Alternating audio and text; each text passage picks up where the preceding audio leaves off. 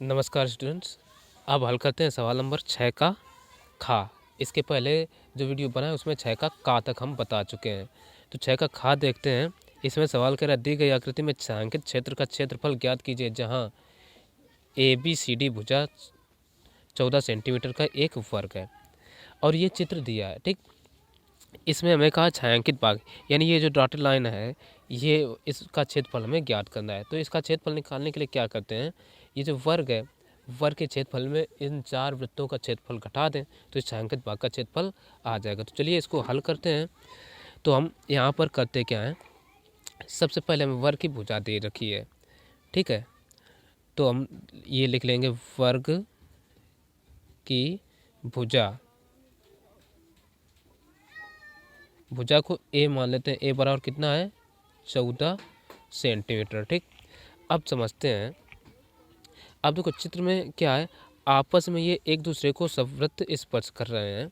तो हमें इस वृत्त की त्रिज्या पता चल जाए।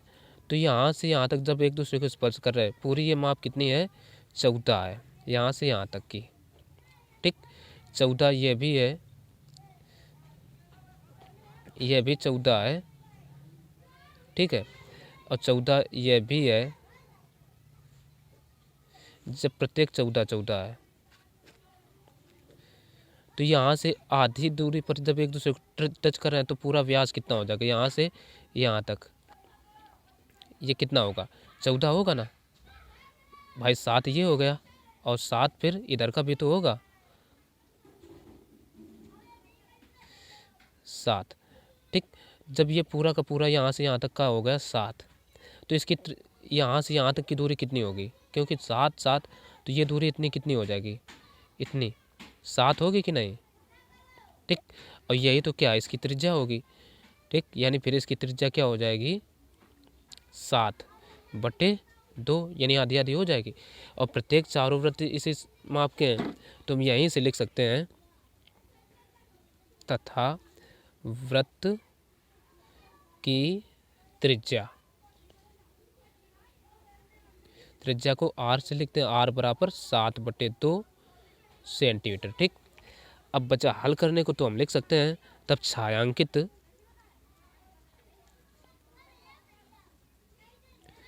भाग का क्षेत्रफल बराबर क्या होगा, वर्ग का क्षेत्रफल माइनस ये क्या है 4, कितने वृत्त हैं 4 वृत्त का क्षेत्रफल। ठीक, तो अब देखो वर्ग का क्षेत्रफल क्या है, वर्ग का क्षेत्रफल क्या होता है, भुजा स्क्वायर, भुजा का क्या माने ए स्क्वायर, माइनस वृत्त का क्षेत्रफल क्या होता है 4 × पाई r स्क्वायर। ठीक, तो अब ए का मान कितना है 14, तो हम रख देंगे 14 का स्क्वायर माइनस 4 × पाई का मान रखो 22/7 × r कितना है, r है 7/2 यानी 7/2 × 7/2 हम रख सकते हैं। तो 7 से ये 7 कटा, 2 से इसको काटा, 2 दूना 4 और इस 2 से ये कटा। ठीक, तो ये कितना आ गया 14 14 196 माइनस 22 और ये 7 22 7 154। तो इसमें घटा देंगे तो कितना बचेगा, केवल बचेगा 42 और ये क्षेत्रफल है तो सेंटीमीटर स्क्वायर। यही हो जाएगा इस सवाल का आंसर। ठीक, तो देखते हैं अब अगला सवाल। जो अगला सवाल है वो एक रचना है। कह रहा है 4 सेंटीमीटर त्रिज्या के एक वृत्त पर 6 सेंटीमीटर त्रिज्या के एक संकेंद्री वृत्त के किसी बिंदु से एक स्पर्श रेखा की रचना कीजिए और उसकी लंबाई मापकर लिखिए। तो ये रचना है, तो रचना को हम बताते हैं। ठीक है, जैसा जैसा कहा है उसी के अनुसार हम चित्र बनाएंगे। तो देखिए सवाल में कहा है सबसे पहले 4 सेंटीमीटर त्रिज्या के वृत्त पर, तो एक 4 सेंटीमीटर त्रिज्या का एक वृत्त बनाएंगे। ठीक है, तो ये हम देखो 4 सेंटीमीटर त्रिज्या का एक वृत्त बना लेते हैं ये इस तरीके से। और कैसे प्रकार को पकड़ना है तो ये भी समझ सकते हैं। ठीक, इस तरीके से हमने बना लिया 4 सेंटीमीटर त्रिज्या का एक वृत्त। उसके बाद क्या कहा है, वृत्त पर 6 सेंटीमीटर त्रिज्या के संकेंद्री वृत्त के, तो एक 6 सेंटीमीटर का वृत्त खींचेंगे। तो देखिए यहाँ पर हमने 6 सेंटीमीटर का एक वृत्त और खींच लिया।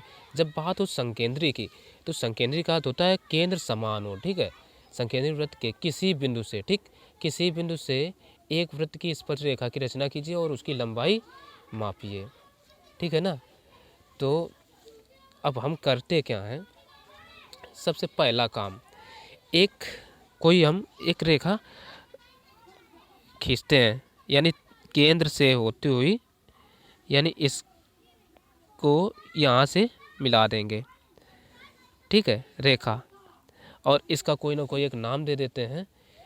ये देखो केंद्र है तो इसको कह देते हैं O, और इसको नाम दे देते हैं हम P, ठीक। स्टेप बाय स्टेप समझना। अब क्या करते हैं, OP का करते हैं परपेंडिकुलर बाइसेक्टर, यानी इसको समद्विभाजित करते हैं, ठीक। तो समद्विभाजित करने के लिए क्या करते हैं, आधे से अधिक दूरी लेकर के हम एक चाप इधर मारेंगे और एक चाप इधर भी मारेंगे, ठीक है। अब दूरी बिना घटाए बढ़ाए प्रकार की नोक उठाई और यहाँ रखेंगे ऐसे, ठीक, और इसको भी काटेंगे। अब देखो वो कटा नहीं है तो इसको क्या करेंगे, थोड़ा आगे और एक्सटेंड कर देंगे, बढ़ा देंगे, ठीक है, बढ़ा दिया। अब जहाँ ये चाप दोनों आपस में काट रहे हैं वहीं से इसको हम एक रेखा खींच लेंगे, ज्वाइन कर देंगे यानी इनको, ठीक है।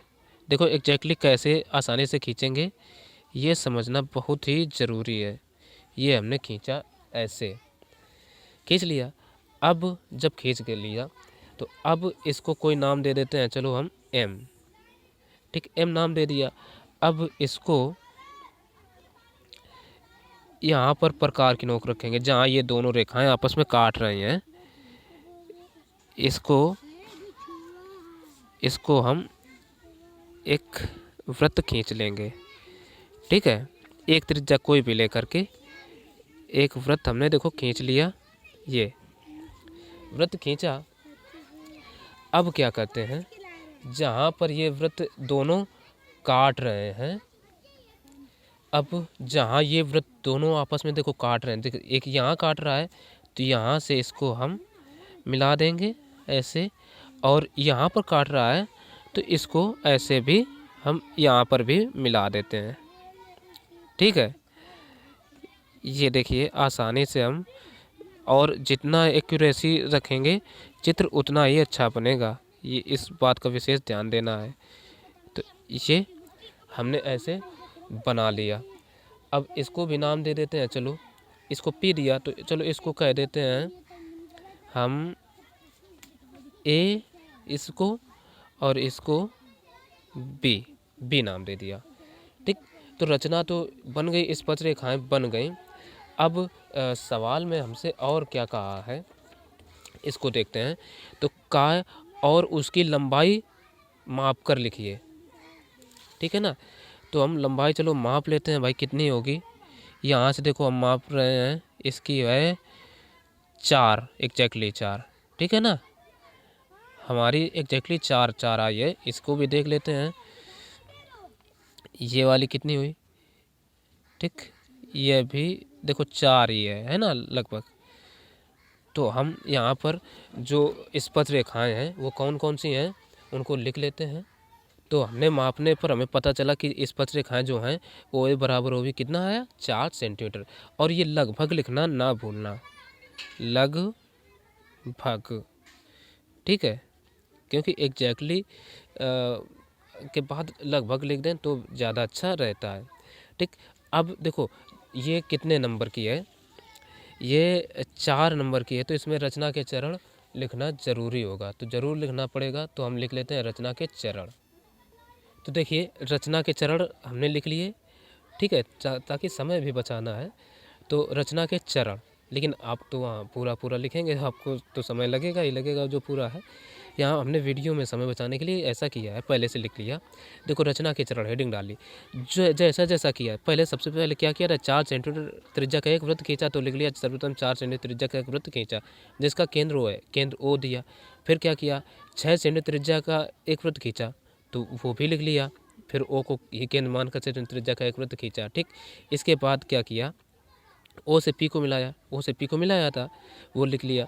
फिर क्या किया था, फिर हमने ओ पी का अर्धक किया तो वो लिख लिया, ओ पी का अर्धक किया। फिर क्या किया था, एम को केंद्र मानकर, इसको नाम एम दिया तो एम को केंद्र मानकर एक वृत्त खींचा, ठीक, जिसकी त्रिज्या ओ एम बराबर ओ पी थी, ठीक। फिर क्या किया, छठवें में ओ ए बरा व ओ बी को मिलाया, ओ ए व ओ बी को मिलाया, और यही तो अपशिष्ट रचना हो गई, ठीक है, यही अपशिष्ट स्पर्श रेखाएं हो गई, इसलिए यही रचना हो गई हमारी, ठीक। तो ये सवाल यहीं पर कंप्लीट होता है। तो अब इसका अगला नंबर और देखते हैं। अब देखते हैं जो छठवें का घ नंबर है, कह रहा है किसी स्कूल की कक्षा 10 की 51 लड़कियों की ऊंचाइयों का एक सर्वेक्षण किया गया और निम्नलिखित आंकड़े प्राप्त किए गए। ऊंचाई सेंटीमीटर और इधर लड़कियों की संख्या दी गई। तो सबसे पहले हम करते क्या इसमें, ये जो है इसको सारणी को हम बाकायदे ऊर्ध्वाधर वर्टिकली लिख लेते हैं, ठीक। तो इधर हम ऐसी सारणी बना लेंगे और एक तरफ जो है इधर ऊंचाई सेंटीमीटर, इसको कहेंगे वर्ग अंतराल लिख लेते हैं, ठीक है। हम लिख लेंगे वर्ग अंतराल। तो यहाँ पर हमने क्या किया, जो सवाल में दिया गया है वर्ग अंतराल, ठीक है, ये जो दिया थी ऊंचाई सेंटीमीटर में, उसको हमने वर्ग अंतराल लिखा और ये फिर बारंबारता कॉलम डाला और ये लिखा संचयी बारंबारता। देखो संचयी बारंबारता इसको क्यों लिखा, कहा है किसी स्कूल की कक्षा 10 की 51 लड़कियों की ऊंचाइयाँ, यानी 51 दे रखे हैं और 51 इसका लास्ट में जा रहा है और सभी क्या है बढ़ते हुए क्रम में जा रहे हैं, इसका अर्थ है कि ये संचयी बारंबारता ही दी गई है, ठीक है। तो इसलिए अब इसमें हमें बारंबारता निकालनी पड़ेगी। तो अब देखो बारंबारता कैसे निकलेगी, ठीक। यहाँ पर देखिए क्या कहा है, 140 से कम, 140 से कम कितनी लड़कियाँ हैं, 4, तो हम लिख लेंगे इसकी बारंबारता क्या होगी, 4, ठीक। अब देखो यहाँ 145 से कम, 145 से कम में ये 4 तो घट जाएंगे क्योंकि ये तो 140 से कम में आ रहा है, ठीक है, यानी जो इसका वर्ग अंतराल बनेगा 140 से 45, यानी 11 में 4 कम कर दो, कितना बचेगा, 7, ठीक।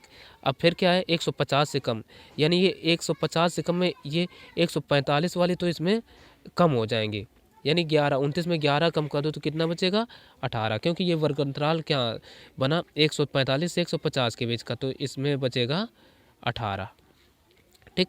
फिर क्या है 155 से कम, यानी कितनी है, 40 है टोटल, तो 40 में ये 29 तो कम हो गई, तभी तो 100 इस वर्ग अंतराल में आ पाएंगे।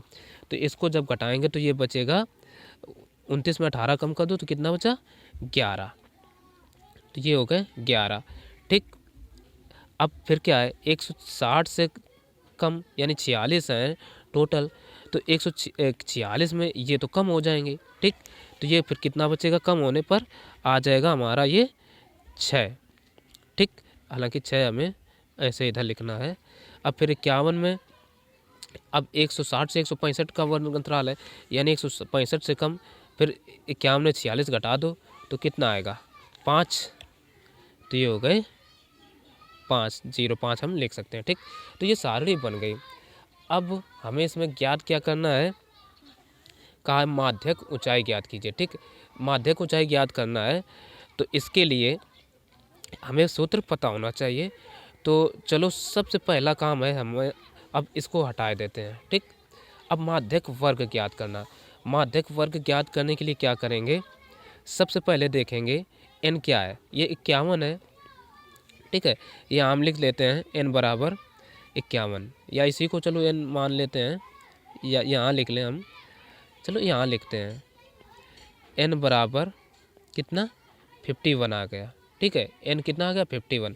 तो अब n/2 निकालो यहाँ से, n/2 बराबर क्या आएगा, 51/2 डिवाइड करो तो कितना आया, 25.5।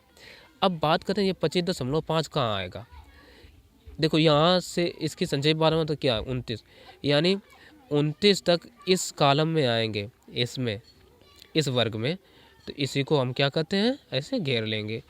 तो माध्यक वर्ग हमारा क्या हुआ है, 145 से 150, तो लिख लेते हैं माध्यक वर्ग, माध्यक वर्ग बराबर हो जाएगा 145 से 150, ठीक। तो अब इसके लिए हम लिखेंगे, अब देखो इसकी लोअर लिमिट क्या होगी, यानी L बराबर, सूत्र जो होता है हम लिखेंगे L बराबर उसके लिए 150 45, ठीक, L बराबर 45। अब H भी इसमें ज़रूरत पड़ता है, ठीक है। H बराबर क्या होगा, H सबके बीच का अंतर देखो कितना है, इनका 5-5 है ना, वर्गों के बीच का अंतर 5-5, तो हम लिख लेंगे H बराबर 5, ठीक, H बराबर 5। अब CF क्या होगा, F पहले मान लेते हैं, जो माध्यिका वर्ग होता है यानी बारंबारता में, ठीक है, बारंबारता ये इसी के जो माध्यिका वर्ग है उसी के सामने को हम F मान लेते हैं, स्मॉल वाला, ठीक है। और माध्यिका वर्ग के ठीक ऊपर को हम क्या मानते हैं, CF, यानी ये क्यूमुलेटिव फ्रीक्वेंसी, संचयी बारंबारता को अंग्रेजी में क्यूमुलेटिव फ्रीक्वेंसी कहते हैं, इसलिए इसको लिख लेते हैं CF हम, ठीक। अब F हो गया, L हो गया, ये सब हमने लिख लिया। अब इसमें सूत्र एक होता है हमारा माध्यिका का, तो वो लिख लेते हैं, माध्यिका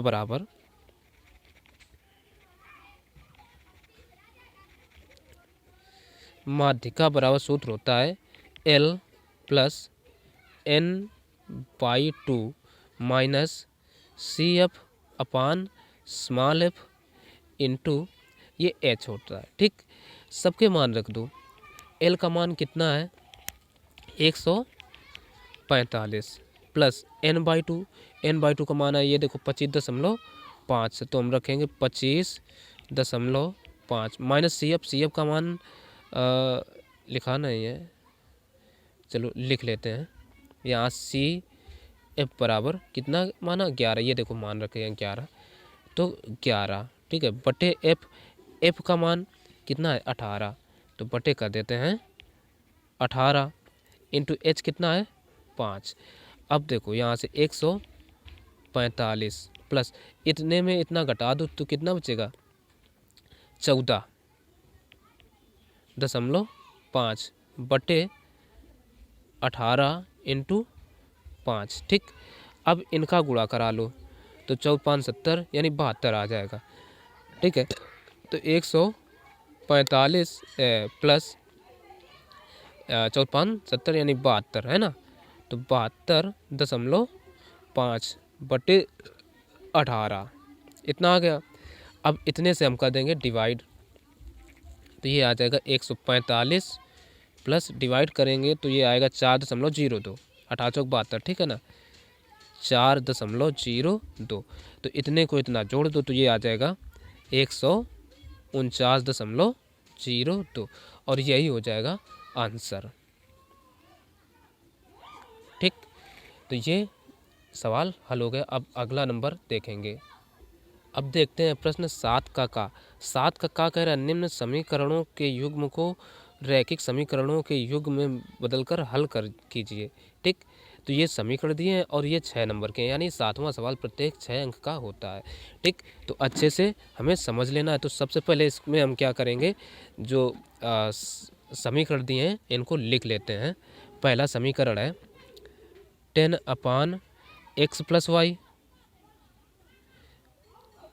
प्लस यहाँ से दे रखे हैं 2/x - y बराबर कितना है 4, और दूसरा क्या दे रखा है 15/x + y और माइनस का 5/x - y बराबर -2, ये दे रखा है। तो अब बस सवाल हमने लिख लिया, अब हम हल करते हैं, ठीक। इसको एक तरफ कर दिए। अब देखो ये हमारा समीकरण 1 ये हो गया 2। अब क्या करते हैं, इसमें हम मान लेंगे। जब भी ऐसी स्थिति हो तो मानकर ही हल करना है, तो मान लेंगे, माना देखो ये 10/x + y इसमें भी और इसमें भी सेम आ रहा है ना दोनों के, तो हम लिख लेंगे 1/x + y बराबर a मान लिया, कामा ये यहाँ से 1/ ये x - y बराबर मान लेते हैं b, इस ऐसा मान लिया। अब क्या करते हैं, बचा बस हल करने को, तो हल करने के लिए हम लिख लेंगे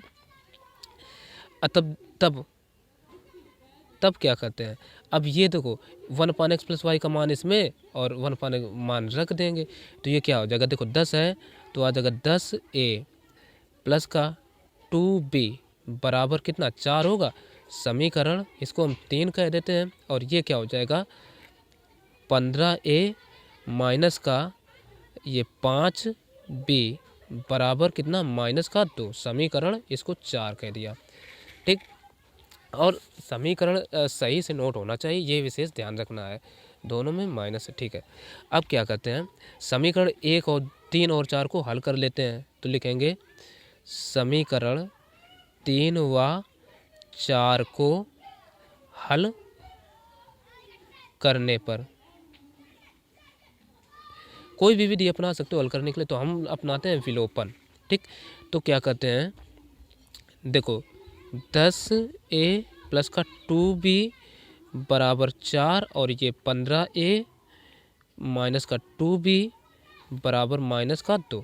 अब एक a के गुणांक ही बराबर करा लेते हैं। तो देखो 15 दाम 150a, अब देखो प्लस है, प्लस लगाया, 15 दूना 30, यानी 15 का इसमें गुणा होगा पूरे समीकरण में, 15 दूना 30, तो 30 ये b बराबर 15 चौको 60 हो गया। ठीक, फिर इनका आपस में गुणा, 15 दाम 150 a, अब 10 दूना 20 माइनस का 20 b बराबर 15 दूना नहीं 10 दूना 20, यानी माइनस माइनस ये हो जाएगा प्लस के 20, माइनस माइनस प्लस पहले ये कर दिया, माइनस है तो माइनस ही रहेगा।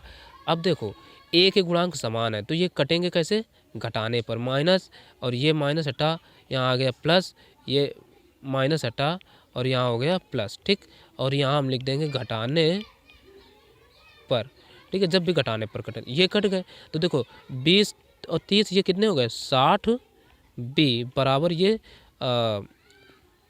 कितना हो गया, 20 और नहीं 60 और 20 80 80 आ गए। ठीक है ना, तो जब ये 80 आ गए तो यहाँ से b बराबर क्या आ जाएगा, 80 बटे 60, 0 0 या 20 से ये काट, 20 चौक 80, 20 तेई 60, यानी b बराबर आ गया 4/3। ठीक, b का मान आ गया ये 4/3। अब ये जो b का मान है इसको क्या करो, समीकरण 1 में रख दो। एक देखिए ये मिस्टेक हो गई, ये 5 भी है और यहाँ हमने क्या लिख लिया 2b, तो ये चीज़ मिस्टेक हो गई है, इसको हम सही कर लेते हैं। तो ये अब हम सही करके लिखे देते हैं। तो देखो यहाँ 5 है, चूँकि 5 था, 5 है तो यहाँ कितना हो गया, 10 पन्ना 50, 10 पन्ना 50। ठीक, तो यहाँ से भी कितना होगा, जब 10 दूना 20, ये तो 20 सही है और वो भी क्या है कि आएंगे माइनस के। ठीक, अब जब हम घटाने पर काट तो चिन्ह बदलेंगे तो ये माइनस हट जाएगा और यहाँ पर आ जाएगा ये प्लस। ठीक, अब देखो ये कितने हो जाएंगे 80 और ये भी तो जुड़ जाएंगे, 5 3 8 यानी 80 b बराबर, तो यहाँ से b बराबर कितना आ जाएगा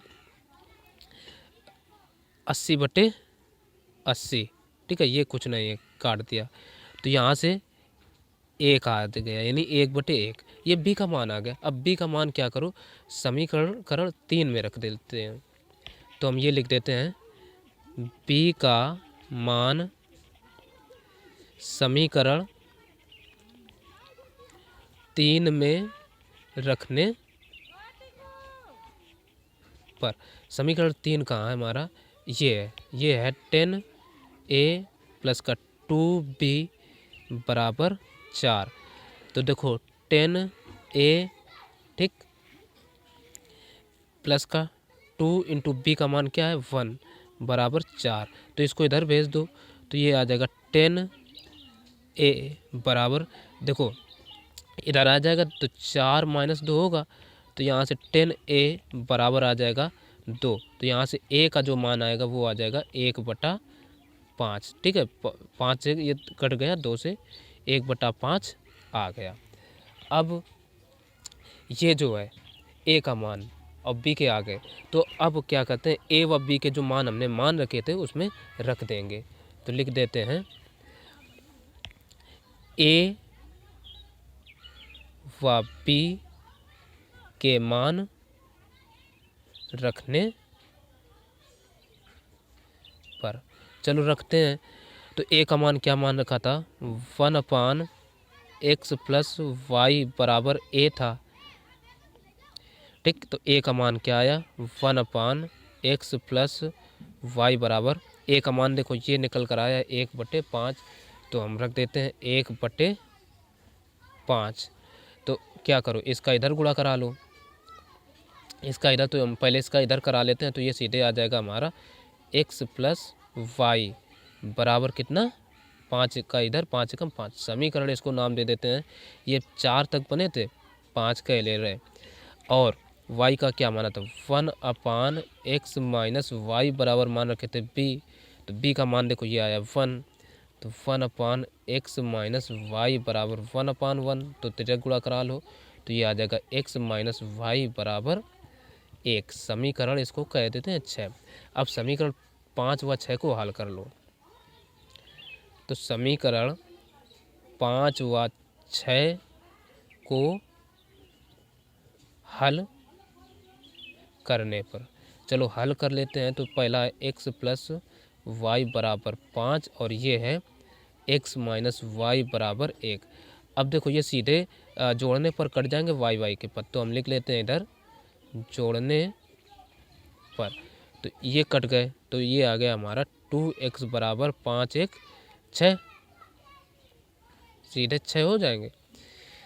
तो यहाँ से x बराबर कितना आ गया, 6/2, 2 एकम 2, 2 तिया 6, यानी x का जो मान आता था वो आ गया 3। अब ये जो x का मान आया इसको क्या करो, समीकरण 5 में रख दो। x का मान समीकरण 5 में रखने पर,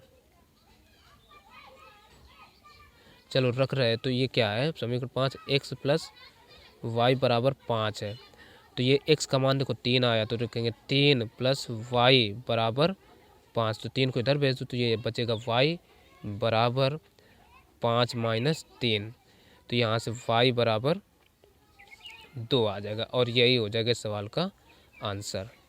यानी हम लिख सकते हैं अतः x बराबर 3, y बराबर 2, यही हो गए इस सवाल के आंसर।